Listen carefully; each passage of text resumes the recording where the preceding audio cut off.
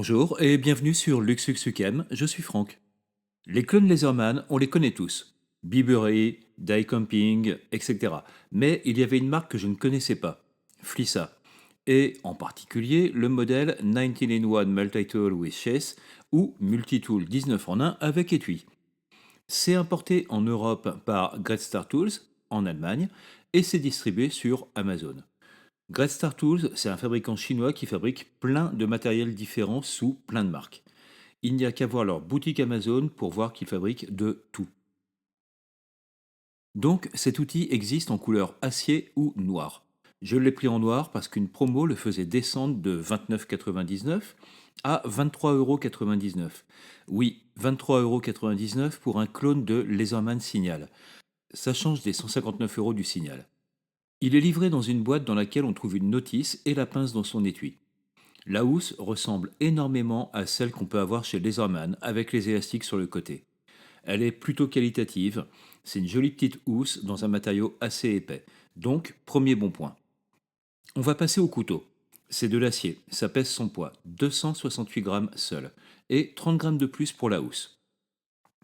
En termes d'aspect, il ressemble énormément au clone de Bibury. En noir comme ça, il est vraiment pas moche. On a les deux marqueurs du modèle d'origine avec le sifflet équipé d'un ferrot et la surface de frappe. La pince est la même qu'on peut trouver sur un signal ou un wave. Et les plaquettes de coupe sont remplaçables, à condition de les trouver bien sûr. Donc pince à bec effilé, et pour la coupe, on peut attaquer du câble fin et du gros câble. La surface de frappe est assez large et porte un brise-vitre, c'est toujours utile. Dans cette surface de frappe, il y a un logement qui permet d'accueillir un porte-embout au même format que sur nos visseuses. Donc on peut y mettre ce qu'on veut comme empreinte de tournevis. On peut même y mettre l'embout directement si on le souhaite. Le Flissa est équipé d'un clip de ceinture. Pour la lame, c'est comme sur un signal.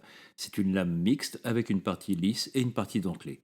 La forme, on la reconnaît tous, donc pas besoin d'en parler et elle est verrouillable par liner lock. Tout comme les ciseaux, la lime et la scie. Les ciseaux sont de pleine taille, ça coupe bien sans plus. Rien d'exceptionnel, mais ça fait le job. La lime est double face, un côté lime classique et un côté lime diamanté. Là non plus, rien d'exceptionnel, mais là aussi ça fait ce à quoi c'est destiné. On remarquera qu'il n'y a pas de scie à métaux, c'est juste une lime. La scie à bois est tout ce qui est de plus classique. Double rangée de dents alternées, là aussi rien que du classique du normal. Côté sifflet avec ferrot, on a donc un ferrot protégé par une gaine en plastique. Je trouve ça plutôt bien qu'elle soit protégée parce que les ferrots n'apprécient pas tellement l'exposition à l'air et à l'humidité dans la durée. Autant le laisser protégé tant qu'on n'en a pas l'utilité. Le sifflet siffle, mais sans plus. C'est pas le meilleur outil de ce couteau. Il est très aigu et demande de souffler fort pour tirer un son qui porte un minimum. Tout comme pour les plaquettes de coupe, je ne sais pas si on pourra trouver des kits de remplacement pour ce combo sifflet-ferrot. Côté outil intérieur, rien du côté de la surface de frappe. Tout est de l'autre côté du manche. On a une alène percée, un ouvre-boîte décapsuleur, un tournevis plat moyen et un petit tournevis plat, donc pas de porte-embout comme sur un signal. Je suppose qu'ils se sont dit que ça ferait doublon avec le logement à embout présent dans la surface de frappe. Et c'est vrai que quelque part, ils n'ont pas tout à fait tort. Sur la poignée, il y a une réglette en pouces et en centimètres. Mais ce n'est pas gravé, c'est peint. Ça partira donc vite avec l'usure du revêtement. Pas de mousqueton comme sur le signal, mais une housse livrée. Et puis c'est une jolie housse plutôt bien fabriquée pour le tarif. J'ai trouvé cet outil un peu par hasard. Pour vous expliquer le pourquoi de cette recherche et de cette trouvaille, je ne suis pas fan de me promener avec une pince à 150 € quand je passe de client en client. C'est vite oublié et ce n'est presque jamais retrouvé. Je suis encore moins fan de passer certaines frontières avec une pince de valeur dans ma valise.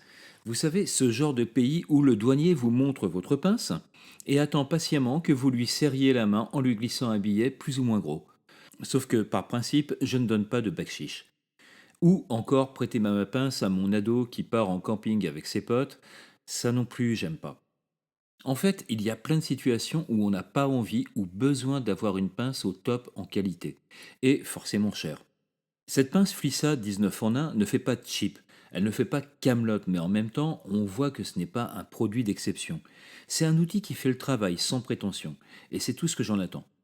Alors oui, si comme moi, vous cherchez une pince que vous pouvez oublier, perdre ou abandonner, eh bien, attendez la prochaine promo sur Amazon pour vous l'offrir. 30 € en tarif normal, 24 en promo. Ça les vaut largement. Je vous mettrai un lien Amazon non affilié dans la description. Si vous avez aimé cette vidéo et que vous voulez en voir plus, merci de vous abonner à ma chaîne.